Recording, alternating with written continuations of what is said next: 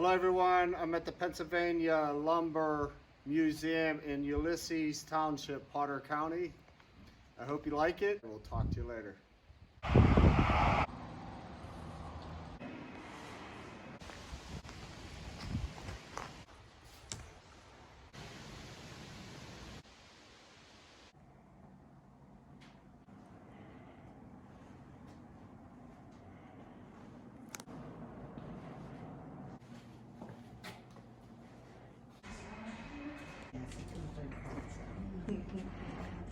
Oh, that must be 100 years old. Choices. The Native Americans and French fur trappers chose to coexist with the forest. Inhabitants of the English colonies who became Americans demanded control of the land for their own economic gain, initially for farming, but later characterized by the massive harvesting of the forest in the late 1800s. Over the years, some states and the federal government designated tracts of forest land to remain forever wild. 60% of Pennsylvania, or 17 million acres, is forest land. Of those 17 million acres, almost 4 million are publicly owned. However, over 12 million acres are under private ownership.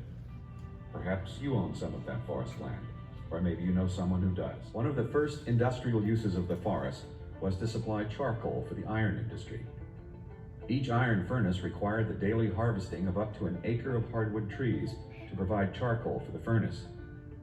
It is estimated from the 1700s to the 1900s, 3 to 3.5 million acres were repeatedly cut to produce charcoal for the iron industry. Until the late 1800s, these majestic trees were in great demand by the shipbuilding industry for mainmasts, booms, yards, bowsprits, and decking. At first, rivers were the highways that carried logs and lumber to the sawmills, and rafts were the vehicles of choice.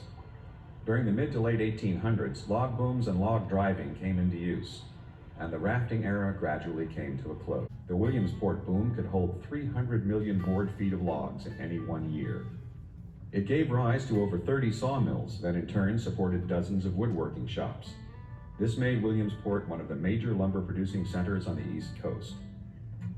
The boom operated until 1909, when the last logs were floated downriver.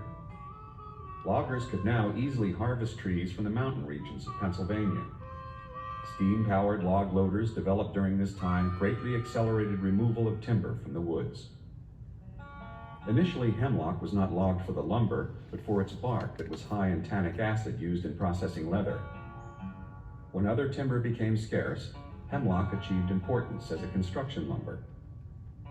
As the lumber industry spread into the hemlock forests of the northern tier counties, logging camps were hastily constructed to house the woodhicks, as Pennsylvania loggers were called.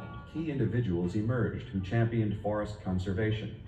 They preached a new philosophy of management, mainly derived from German forestry practices.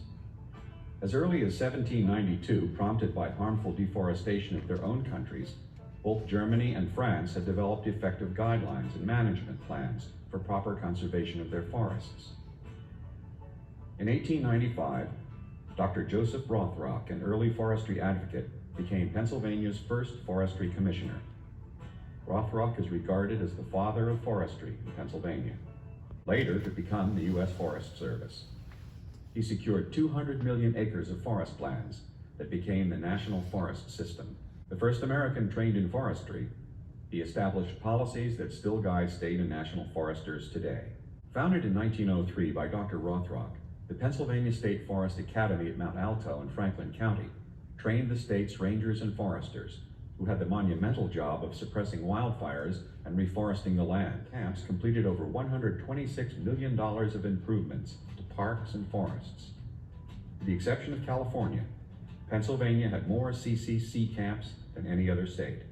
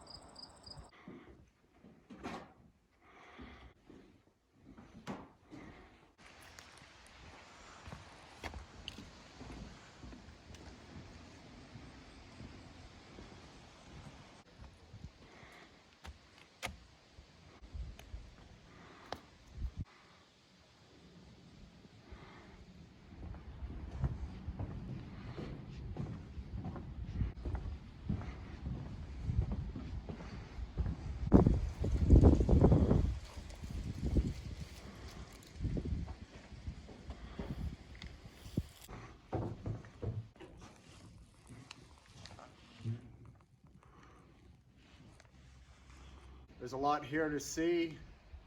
I just happened to stumble upon this on my way driving down Scenic Route 6 in Pennsylvania. I hope you like it, and I will talk to you later.